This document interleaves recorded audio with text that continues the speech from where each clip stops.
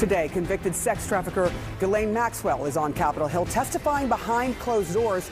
She may reveal nothing, but lawmakers will see something in the case they've never seen before today, the unredacted version of the Epstein files.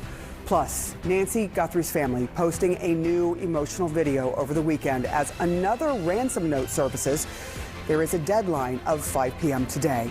And Bad Bunny leans into love in Latin America at the Super Bowl. He brought Puerto Rico to the Bay Area and around the world. Turns out the president, who complained about the NFL's choice for halftime, was watching, even though he did have an alternative. I'm Sarah Sider with John Berman and Kate Baldwin. This is CNN News Central.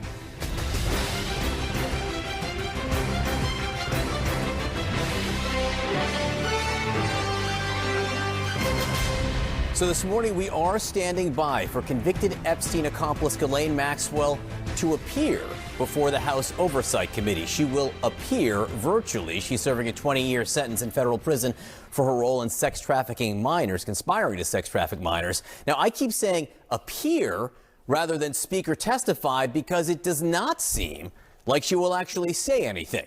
Maxwell is expected to assert her Fifth Amendment rights to not answer questions.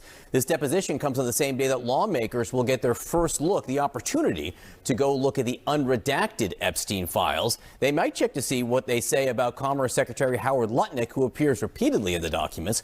Congressman Thomas Massey, a Republican, one of the co-authors of the law that compelled the release of the file, says Lutnick should resign.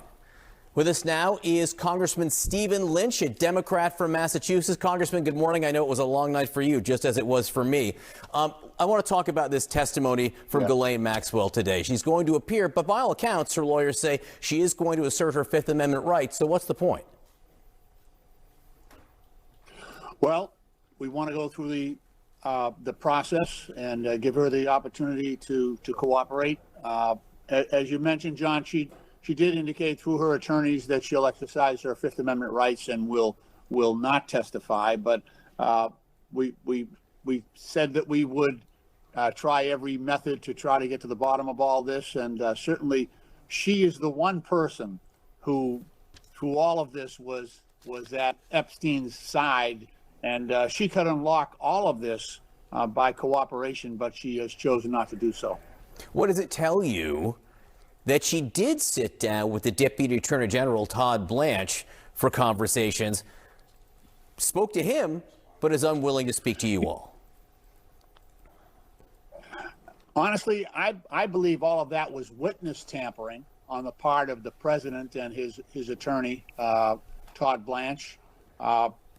They spoke, and immediately she was taken out of that prison and relocated in a detention center with much more privileges and much more freedom than she had in the first prison she was at. And then thereafter and continuously, she has refused to cooperate. So what does that tell you? If she, in this imaginary world where she would answer questions before your committee today, what would be the first thing you would ask her? Well, she knows all the people who are involved in this network. There were approximately 1,000 victims over the length of this, beginning, I believe, in 2005 or 2008 in Florida. So, and those victims weren't victimized just by Ghislaine Maxwell and Epstein. There are a lot of people involved here, some very powerful people, and that would be my question. Would be, name those names. Let us hold everyone accountable who abuse these young girls. Give them justice. You do have a chance now to look at the unredacted Epstein files. What is it that you will be looking for when you start to pore over these documents? Well, we've got 3 million documents, about half of what the government has said they have. And we have staff right now going through and trying to prioritize. You can imagine 3 million documents, trying to prioritize those documents that will be most helpful to the committee in the first pass. So obviously they'll be looking at documentation, not only photographs and correspondence, but also financial records. because there is a direct connection to a number of financial firms that it would seem would have had knowledge of some of the trafficking that was going on, especially internationally, when there were young girls from Eastern Europe being brought to the United States and so forth. So there's a lot to look at, as you might imagine. You were one of the Democrats on the Oversight Committee to vote to hold former President Bill Clinton in contempt for not testifying before the committee. Since then, he has agreed, although he's going back and forth with James Comer, the chair, over how that will happen exactly. But why did you vote to hold him in contempt at the point when he wasn't willing to testify? Sure, and this is a distinction between Hillary and Bill. In the documents that we've received, several 100,000 documents, there was zero evidence that there was any connection with Hillary Clinton.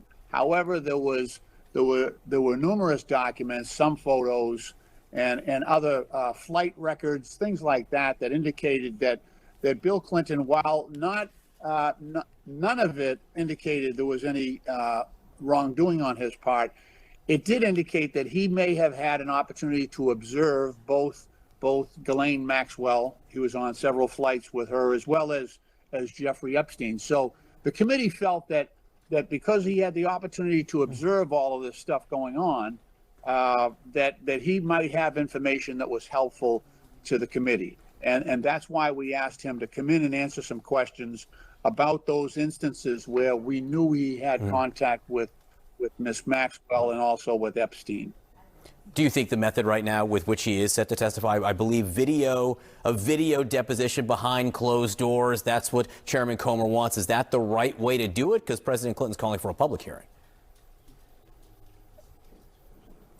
Well, however we get the information, then that will work for us. Remember, we have spoken to the victims as well, large group of them, the survivors, excuse me, and they have not indicated that President Clinton was involved in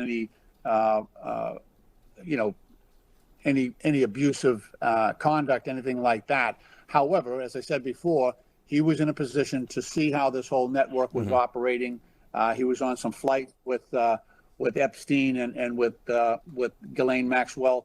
So we think that's useful information. He might have seen others. So the committee's leaving no stone unturned in terms of trying to get as much information as we possibly can.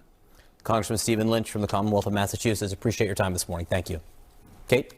The search for Nancy Guthrie now entering a second week. Her children also now saying they will pay the ransom they believe her abductors are demanding. There is also a deadline out there, lingering out there today.